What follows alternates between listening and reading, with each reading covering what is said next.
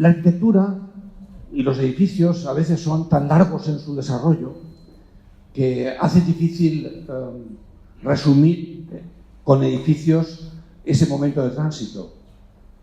Y por eso he elegido más bien algunas obras de arte que podrían servir como elemento pedagógico para hablarlo, aunque hablaré también de arquitectura. Pero he querido comenzar con esta imagen que está aquí a 100 metros, delante del Ministerio de Cultura. Ustedes pueden ver una de las primeras esculturas públicas de Eduardo Chillida, se llama Lugar de Encuentros. Él hizo 6 y a todas las llamó Lugar de Encuentros. Entendían que eran, en fin, no solamente una obra de arte, sino algo que quería promover esa presencia conjunta, esa reconciliación, me voy a llamarlo concordia, ¿no? Si ustedes se acercan y lo ven con atención, verán que la fecha que pone aquí en la base es Lugar de Encuentros 2, 1971. Sin embargo, todos saben que el Ministerio de Cultura no se creó hasta los años 80, ya por parte, digamos, de la democracia, los gobiernos socialistas. Y la realidad es que el edificio de las 4 chimeneas que está detrás y luego la extensión, digamos, del edificio moderno que hoy aloja el Ministerio de Cultura, hoy Secretaría de Estado de Cultura, era en aquel momento Banco Urquijo. En el año 71 construyó su sede y colocó esta escultura de Chillida en vida de Franco. Muchas de las cosas que vamos a ver sucedieron en vida de Franco y eran ya algo que no me atrevo a decir que adelantaba la transición, pero desde luego ponía las bases para esa transición. Escuchando a Santos ya al final ha aclarado que empezaba en el año 69, ¿verdad?, con la institucionalización, pero en un momento dado llegado a hablar de la hazaña del 36, del agosto del 36, y llevándolo muy lejos, porque aquí la única hazaña que hemos recuperado como articulador de ese tránsito es la hazaña del 38, el discurso de Barcelona, de paz, piedad y perdón, la hazaña de la verdad de que habló, la hazaña que hablaba de la musa del descalmiento. Es decir, que al final esa reconciliación de los españoles estaba basada en la durísima experiencia de una guerra civil, ¿no? Pero es cierto que cuando los perros de la guerra se dejan sueltos es muy difícil volverlos a reunir y en aquel momento aquellas propuestas no tenían gran viabilidad. Yo quiero contar, por un lado, a través de un par de obras de arte y a través de un par de docenas de edificios, de qué manera esa transición cultural empezó a darse en España antes. Y como los arquitectos no nos entendemos con palabras, sino con imágenes, voy a ayudarme de ellas. Decía que Chillida hizo 6 lugares de encuentros, este es el primero de ellos, el único en metal, todos los demás fueron de hormigón armado. El siguiente que hizo, hay 3 en Madrid y 3 en otras ciudades de España, este es especialmente importante porque tardó nada menos que 8 años en poder colocarse en su sitio. Lo hizo también en la etapa del franquismo, fue objeto de una gran polémica. Estaba en la Castellana, en lo que es una especie de museo de escultura al aire libre, bajo un puente que diseñaron Martínez Cazón y Fernández Ordóñez, y las autoridades municipales de entonces impedían que se colgase, diciendo que con las 6 toneladas ponían en riesgo el puente. En realidad era un conflicto ideológico, no querían que se colocara, ¿no? Y estuvo sobre una cama de madera durante mucho tiempo, hasta que adquirió el nombre de la sirena varada, porque estaba varada allí delante. Al final la llevaron a la Maet en París, estuvo también en la Miró en Barcelona, transitó por buena parte del mundo, y solamente con el año 78, ya 3 años después de la muerte de Franco, pudo colgarse y dejar de estar varada. Se convirtió también en un símbolo artístico de la transición. Poco después también la Fundación March colocaría la tercera de estos lugares de encuentros delante de su sitio. Más importante aún que cualquiera de los 3, como emblema de ese tránsito español, fue el Peine de los Vientos. Chillida trabaja por series, hizo una serie, esta que hemos visto, de esculturas, al que le dio el nombre de Lugar de Encuentros, e hizo otra serie al que le dio el nombre de Peine de los Vientos, en la que trabajó durante 25 años. Este es uno de los primeros dibujos de lo que quería hacer, pero obviamente el Peine de los Vientos, que todos ustedes conocen y inmediatamente reconocen, es el que está situado en San Sebastián, al final de aquello que se llama Plaza del Tenis, luego Plaza del Peine del Viento y finalmente, después de la muerte de Chillida, Plaza de Chillida, ¿no? La hizo, por cierto, con un arquitecto. Uy, perdón, he apagado esto. La hizo con un arquitecto. Este es Chillida y este es el arquitecto que trabajó con él, Peña Ganchegui, los dos guipuzcoanos. Chillida tenía unas profundas raíces en su tierra vasca. Él, además, bueno, inicialmente, como quizás saben muchos, tuvo una carrera deportiva, fue guardameta de la Real Sociedad, una lesión le apartó del deporte y entonces decidió hacerse arquitecto, estuvo varios años en Madrid estudiando arquitectura y al final volvió a su País Vasco para convertirse en el gran escultor que finalmente sería. Y su sueño era construir esta gran escultura que llamamos Peine del Viento, formado por tres grandes masas que ustedes seguramente han visto porque yo soy un lugar de peregrinaje y turístico de San Sebastián, ¿no? Fue muy complicado de construir con estos raíles para poder colocar las esculturas en su sitio y tiene un artista pues situando una de las piezas en su sitio y aquí al mismo Chillida con las tres piezas que él decía que simbolizaban el pasado pegado a la piedra, el presente y a lo lejos el futuro.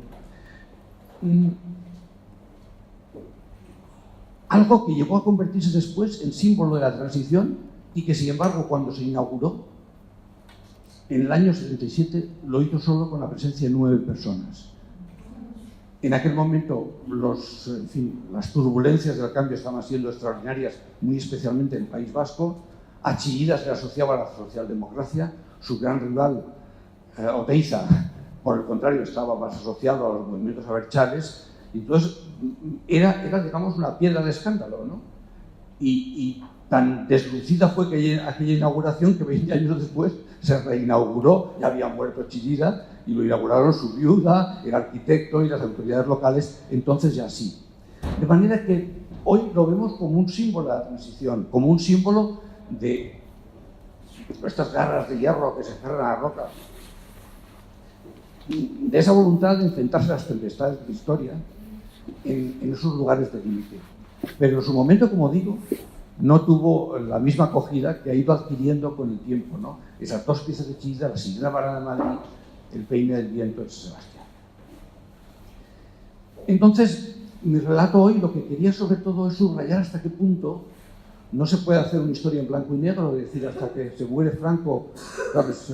Todo es un desastre y a partir de ahí la modernidad refulge. No, no es verdad, no es verdad. La arquitectura empezó a ser ya moderna en los propios años 50, a partir de los años 60, evidentemente, con el plan de estabilización del año 59 que se ha mencionado antes, ¿no? La economía se hace plenamente moderna, el desarrollo, ¿verdad?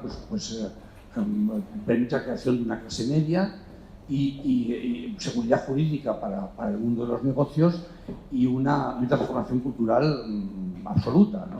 De manera que España se hace homologable a los países de su entorno. De manera que cuando al final muere Franco y aquí se produce el proceso de transición, de forma no muy distante del tiempo de lo que ocurre en Portugal o en Grecia, todas estas dictaduras del sur de Europa, digamos, se homologan con los países del centro como parte de un proceso, yo creo que más histórico que propiamente producto de unas coyunturas singulares. Entonces, me van a permitir recordar solamente que este joven Chillida, entonces, bajo, digamos, el patronazgo de Oteiza, que era mayor que él, ¿no? Entonces, con mayor reconocimiento, pues intentaron hacer, digamos, la transformación cultural, artística y arquitectónica en encargos tan poco esperables como los eclesiásticos. De hecho, en la Basílica de Aránzazu, donde terminó Oteiza, donde terminó Chillida, y que la realizó otro arquitecto de aquel momento, Sáenz de Oiza, personajes muy distintos, pero todos empeñados en generar una modernidad nueva. Y es verdad que no fue fácil, esto era antes del Concilio Vaticano II y la Iglesia tardó 20 años en realizarse. Ahora la pueden ver tanto con las torres que hizo Sáenz de Oiza como con el apostolado de Oteiza, pero como digo, tardó 20 años en poderse materializar, porque había, digamos, una iglesia resistente al cambio, ¿no? Y sin embargo, estos encargos daban la ocasión de intentar hacer algo diferente. Lo propio ocurrió con Miguel Fisac, un hombre importante por muchos motivos. Fue uno de los fundadores del Opus Dei y transformó por entero la construcción de iglesias. Les voy a poner 3 seguidas y les ahorro los nombres, aunque esta en Alcobendas seguramente algunos la han visitado. Transformó la forma de hacer iglesias en España y introdujo la modernidad en la arquitectura con clientes no siempre receptivos a sus ideas. De manera que muchas veces era el arquitecto el que tenía, digamos, que introducir un discurso narrativo y unas selecciones estilísticas que no le venían exigidas ni mucho menos demandadas por sus clientes eclesiásticos, ¿no? Vaya, de nuevo lo he hablado. Y mientras esto ocurría en Madrid, ¿no? con Sáenz de Oiza y con Fisac, en Barcelona Coder era sin duda el arquitecto de mayor reconocimiento en esos años 50 y 60, ese Coder que en fin, con encargos muchas veces privados de casas que aquí en Madrid no habían tanto, ¿no? Casas como esta que ven aquí, digamos, con el famoso plano de situación, con cada árbol que le permitió luego alcanzar esa especie de depuración inesperada y convertirse en el arquitecto español más reconocido fuera de España, ¿no? Y con obras, digamos, en este caso ya de carácter público para un sindicato de trabajadores, pero donde reconcilia lo vernáculo con las presiones de librillo, etcétera, con una voluntad de expresar una arquitectura nueva. Todos estos de los que hablo, Oiza, Fisac, Coder, eran profundamente conservadores. Eran gente muy franquista, muy católica, todos, en fin, difíciles de distinguir del régimen que les amparaba. Y sin embargo eran modernos. Tenían una voluntad de modernidad cultural, pese a que políticamente eran profundamente conservadores. Y otro tanto pasaba con experiencias como las de José Luis Fernández del Amo, que en el año 53 creó el primer museo de arte abstracto de España, y lo hizo de arte contemporáneo, y lo hizo dentro de la Biblioteca Nacional. Ahora ustedes ven esto y no les sorprende, pero en el año 53 en España, y dentro de esta especie de gran pozo nacional catolicista, era muy insólito, ¿no? Y les puede sorprender si les digo que en Santander en el año 53 se celebra el primer seminario sobre arte abstracto, y esto es un hito. Es decir, bueno, arte abstracto, bueno, ¿y qué? ¿No? Bueno, pues entonces era como una provocación política, entonces puesta en marcha por Luis Fernández del Amo y amparada por Ruiz Jiménez, un político democristiano, que era uno de los que entonces intentaban crear grietas de renovación en el régimen de Franco. Y aquí tiene al propio Fraga Ilibarne, en aquel curso de Santander, o sea, que reunía a todos aquellos que dentro del régimen intentaban, ¿sabes?, abrir grietas de libertad. A fin de cuentas, España estaba en aquel momento, efectivamente, siendo aceptada en el contexto internacional. Después del año 45, como saben, se produce una etapa de bloqueo, pero después, a partir del 52-53, con el concordato con el Vaticano, los pactos con los Estados Unidos y las bases, ¿no?, y el ingreso en las Naciones Unidas, digamos, España deja de ser un socio incómodo que ha sobrevivido al colapso de los totalitarismos en el año 45 y se convierte en un socio sugerente frente, obviamente, en el contexto de la Guerra Fría, ¿no?, y frente a la amenaza del comunismo, ¿no? Eisenhower viene a España, y España, esa España franquista que antes estaba mirada como en fin, como digo, como alguien del que te avergonzaba estar a su lado, pues ya digamos, se normaliza en el terreno internacional. Este mismo Fernández del Amo realiza, por ejemplo, una arquitectura muy moderna y al mismo tiempo muy vernácula en los desarrollos de plan de colonización en las zonas. Franco construyó muchas presas con un propósito hidroeléctrico, pero también de regadíos, y en esos nuevos regadíos se crearon pueblos nuevos que se encargaron arquitectos muy jóvenes, y estos muy jóvenes que al final reconciliaban esa voluntad de abstracción, esto casi parece un Mondrian, ¿verdad?, con la recuperación de lo mejor de la tradición vernácula.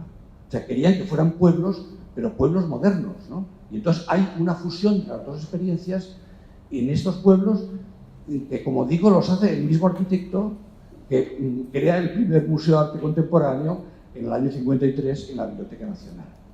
Y el otro personaje de este momento, también tan conservador como los demás, ¿no?, y tan canónico y tan franquista, y sin embargo tan voluntariamente empeñado en regenerar la arquitectura española, es Alejandro de la Sota, que está aquí con su mujer y cuyas primeras trabajos son en el marco de los pueblos que se construían para albergar a los inmigrantes que venían a la gran ciudad, arrojados un poco por la mecanización del campo. Muchas familias quedaban sin trabajo que hacer y venían a la ciudad y habitaban en chabolas, y para rescatarlos de estas chabolas se construían nuevos poblados, y este es uno de ellos, que está en Madrid, en la Feria de Madrid, y que lo he traído a cuento simplemente porque muestra la ambigüedad, digamos, del franquismo respecto a la modernidad.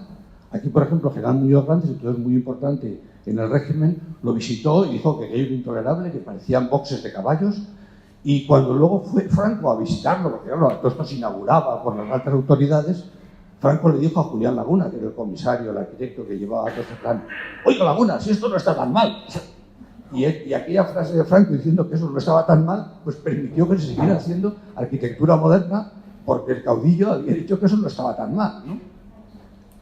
En fin, de hecho, el propio Alejandro de la Sota llegó a construir un gobierno civil en Tarragona. Es decir, el gobierno civil es la mayor expresión del gobierno central, en este caso una comunidad autónoma como la catalana, y que podrías esperar, digamos, que tuviera una estética muy distinta, una estética de exaltación, como por ejemplo se hizo en Madrid, del estilo herreriano, ¿no?, con granito, cubiertas de pizarra, inclinadas, etc.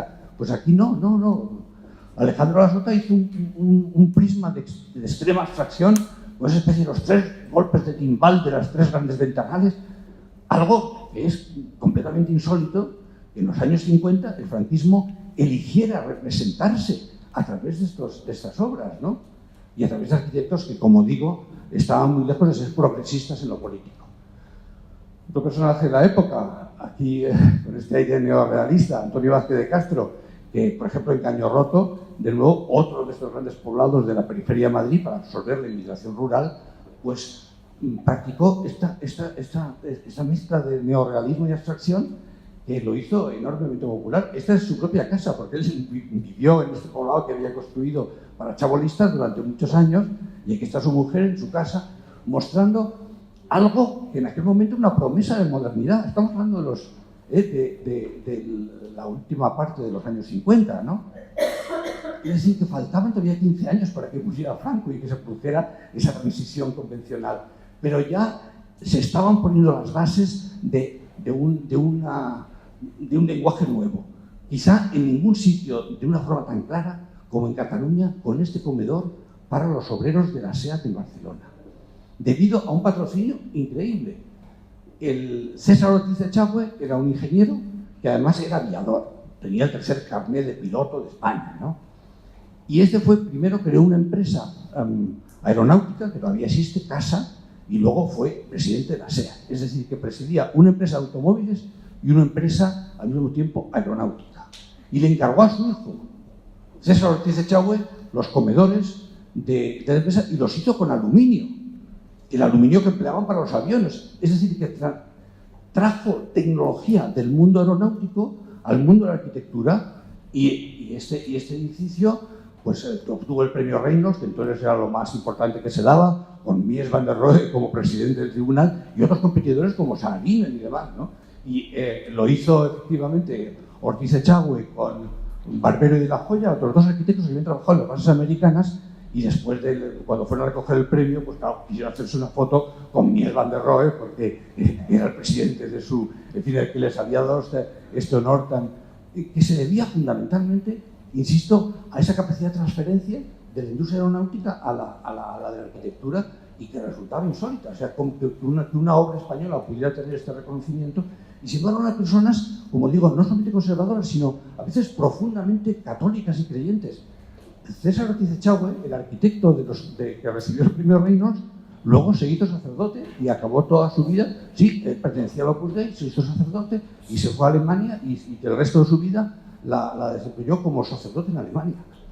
Es decir, es esta realidad entreverada, ¿no?, en la que hay más grises que blancos y negros, ¿no? Y fíjese, por ejemplo, estos son los edificios de la SEAT en Barcelona.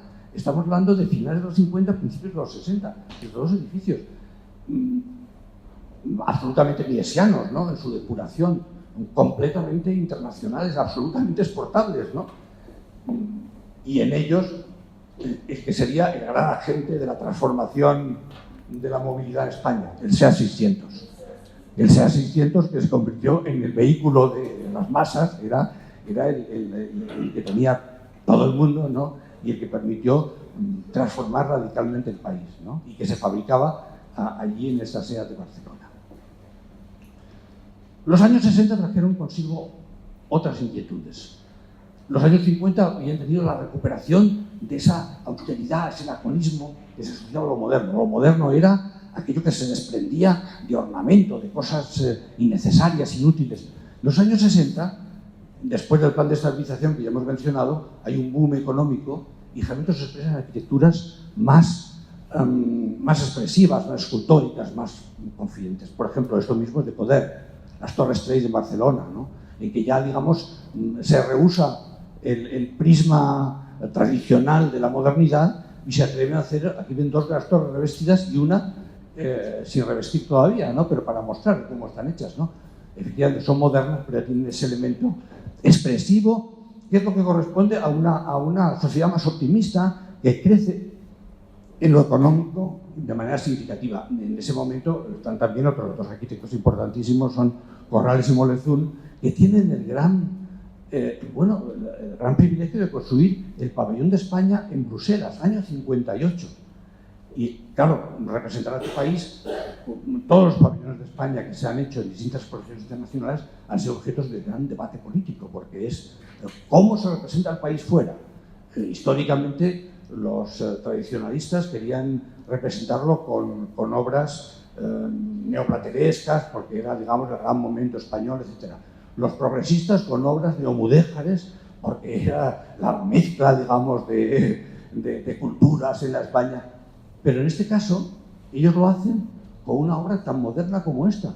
Una serie de paraguas metálicos, una obra, claro, muy roetiana, muy organicista, pero donde ven aquí, por un lado, los coros y danzas de la acción femenina, los militares, los curas, en una mezcla. Y dices, bueno, esta es España. España era eso y también lo otro, ¿no? Era también, ¿sabes?, este espacio increíble, ¿no? Saben que las reuniones del 58 se recuerdan sobre todo por el Atomium, esa gran escultura de un átomo, pero los pabellones nacionales, entre ellos el que recibió más premios fue el español, ¿no?, hecho por estos dos jóvenes, Corrales y Molezzún. Como buena parte de los que estamos viendo, son cosas hechas por arquitectos que tienen 30 y pocos años, no son cosas de los maestros de 60, no, son de gente joven que tienen un poco, bueno, el talento, pero también está por parte del cliente la audacia de encargar cosas grandes a gente que está empezando. Este fue, de hecho, una de sus primeras obras, ¿no?, con, en fin, el plano de los paraguas, ¿no? O Pérez Piñero, un arquitecto que hoy veneraríamos si no fuera porque murió jovencísimo en un accidente de coche. Él creó todas estas esculturas, hizo una tesis sobre estructuras plegables, y aquí la tienen con una de sus estructuras plegables para teatro, y murió en un accidente de coche cuando se dirigía a lo que entonces era su obra más significativa, que era la cobertura del patio del Museo Dalí en Gerona, que ustedes solamente habrán visto, ¿no?, una gran estructura estérea que hizo Pérez Piñero, y que, de nuevo, digamos, dentro de ese momento en el que el poder usar hierro, ante todo, claro, la economía no permitía usar otra cosa que el ladrillo, el hormigón a veces, pero el hierro era muy caro, ¿no? Entonces la posibilidad de usar el acero transformó la arquitectura. Aquí tienen, por ejemplo, Alejandro de la Sota, que hemos visto haciendo esas boxes para caballos. Aquí, en el Gimnasio Maravillas, se fotografía a sí mismo, sobre todo jactándose de esas grandes cerchas de acero que está haciendo. Se siente orgulloso digamos, de la dimensión técnica de lo que hace, ¿no?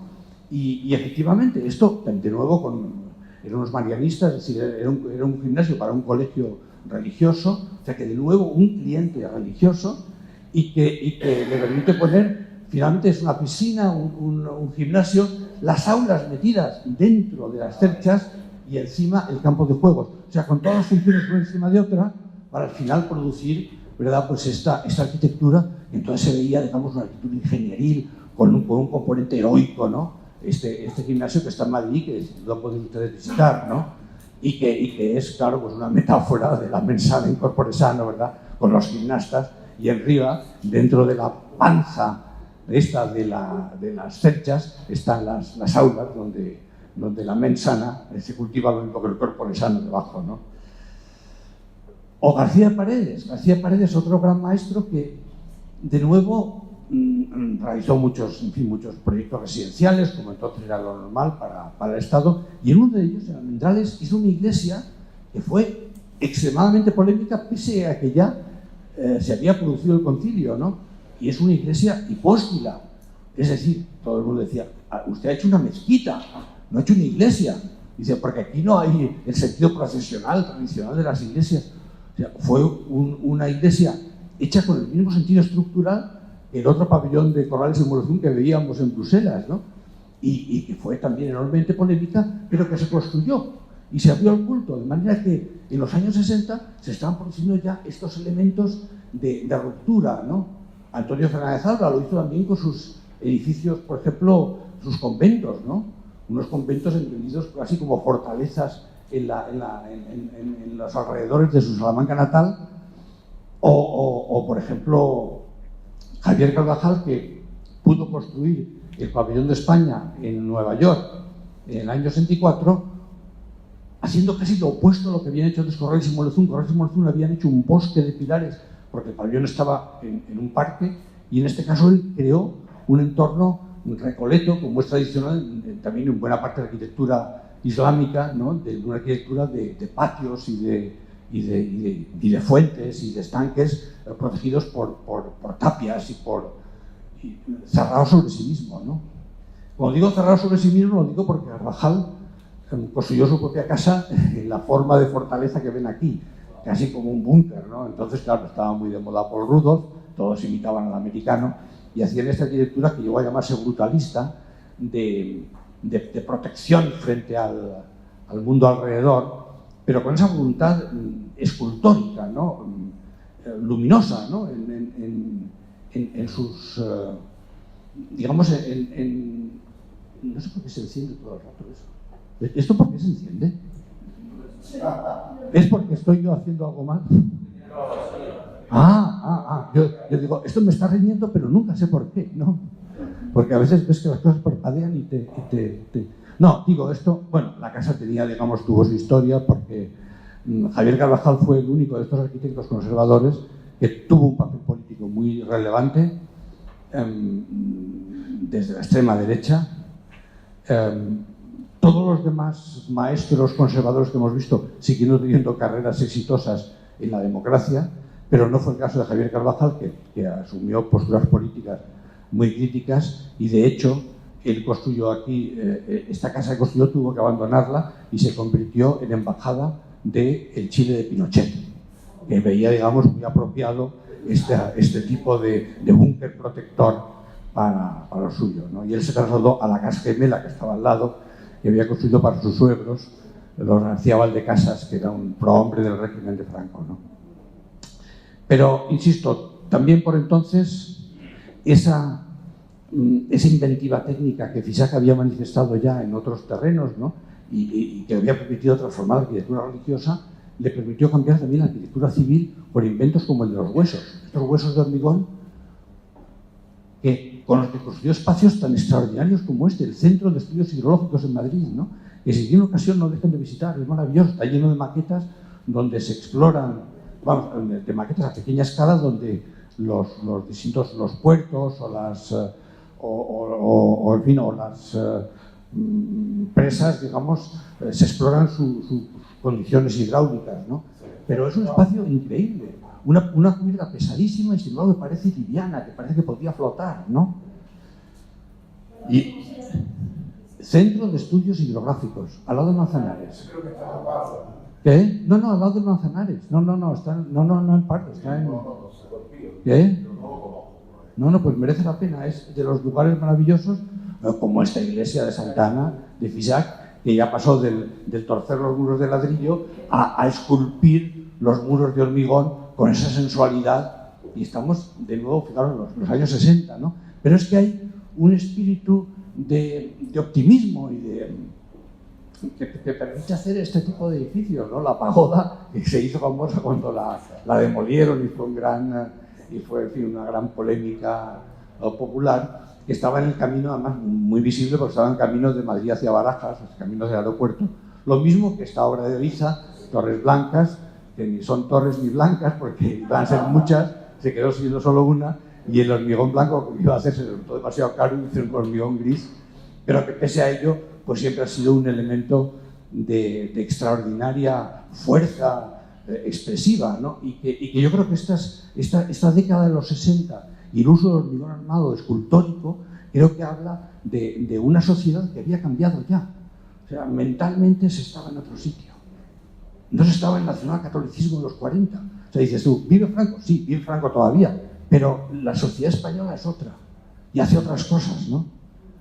Fernando Higueras, por ejemplo, ¿no? Fernando Higueras, que hay una exposición en el ICO, otro personaje extraordinario, músico también, que hizo casas para todo gente importante. Entonces está la de Lucio Muñoz y también la de Esper y tantas otras, ¿no? Y luego hizo una obra extraordinaria, el centro.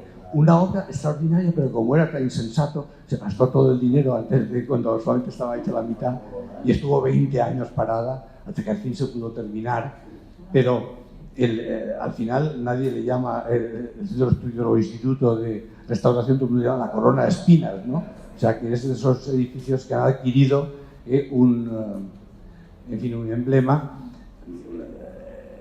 La verdad, Fernando Higueras, que era muy amigo de Antonio López y de hecho durante mucho tiempo este es un dibujo de Antonio López que refleja lo que fue el edificio durante 20 años. Estuvo parado así, ¿sabes? Porque se quedó detenido en el tiempo hasta que al final, ya en los años 80, el Ministerio de Cultura lo adoptó como propio y lo remató. Higueras decía que él no era un genio, pero que había descubierto a tres. Uno era Antonio López, el autor de este dibujo, otro era Nieva, el escenógrafo, y el tercero era Manrique. César Manrique, un artista canario que en Nueva York había sido un expresionista abstracto como tantos otros, ¿no? Pero que en Canarias decidió tomar una isla bajo su tutela, Lanzarote, y la convirtió en una especie de utopía singular, ¿no? Y que introdujo todos los temas estos del respeto al paisaje, en fin, de Manrique no falta que les hable. Por un lado, su casa tiene ese aire tan de los años 60, ¿no? Como hippie, ¿no? Y por otro, él hizo cantidad de intervenciones como este mirador en todo Lanzarote. Toda la isla está llena de las huellas de Manrique, un artista, digamos, que dijo: mi obra no son estos lienzos que pintó en Nueva York, mi obra es esta isla. Y la protegía de manera... ¿Qué?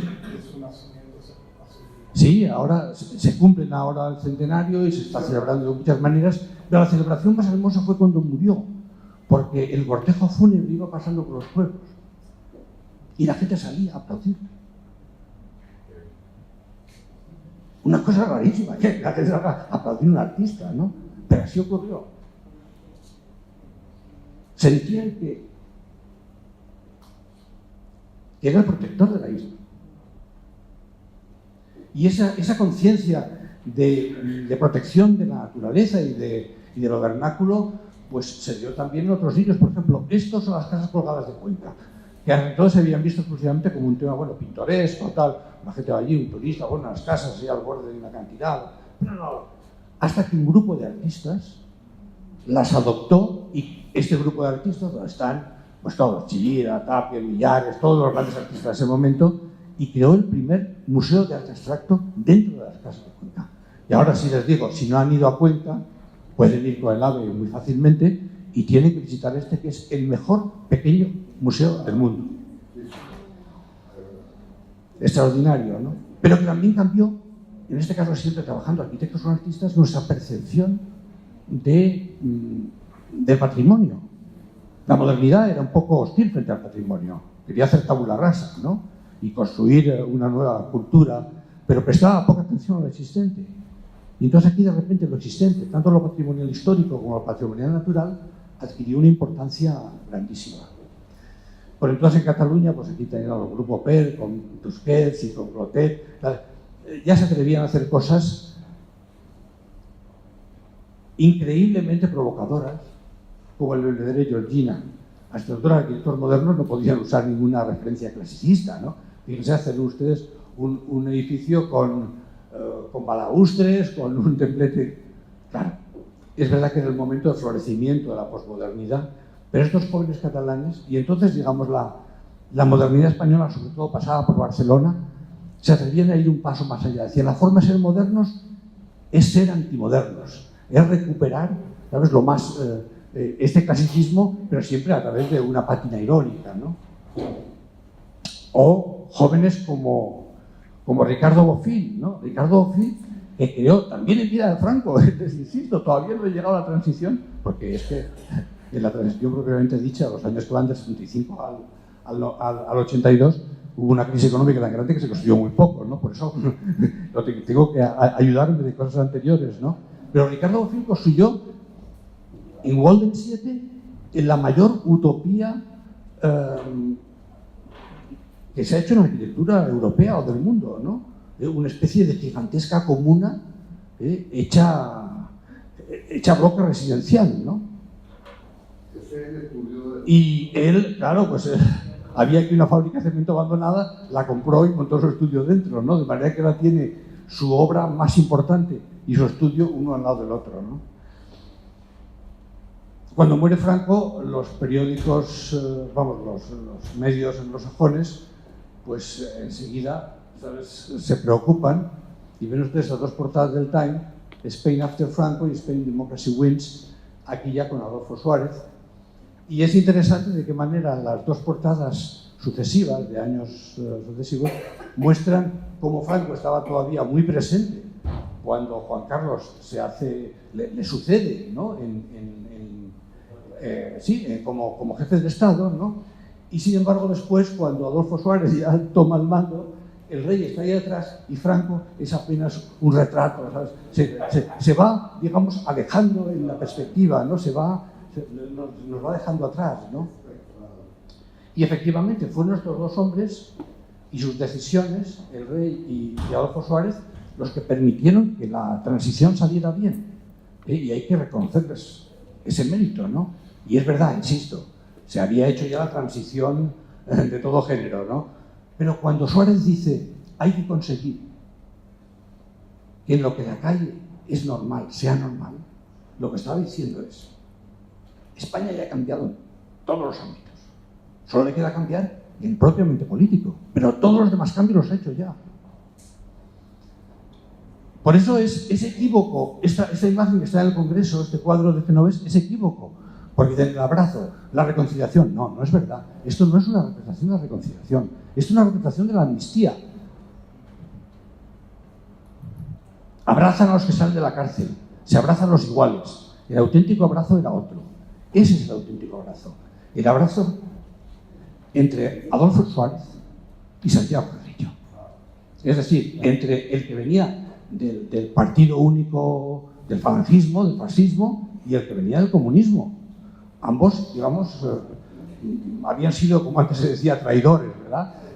Habían sido traidores, habían traicionado uno a los suyos, y también Carrillo con el eurocomunismo y tal, y la aceptación de la monarquía y de la bandera y del capitalismo liberal. Habían sido traidores a los propios, y aquí sí que se abrazan los distintos. Y este es el abrazo clave que permitió la legalización del Partido Comunista una Semana Santa y finalmente las primeras elecciones democráticas y la normalización.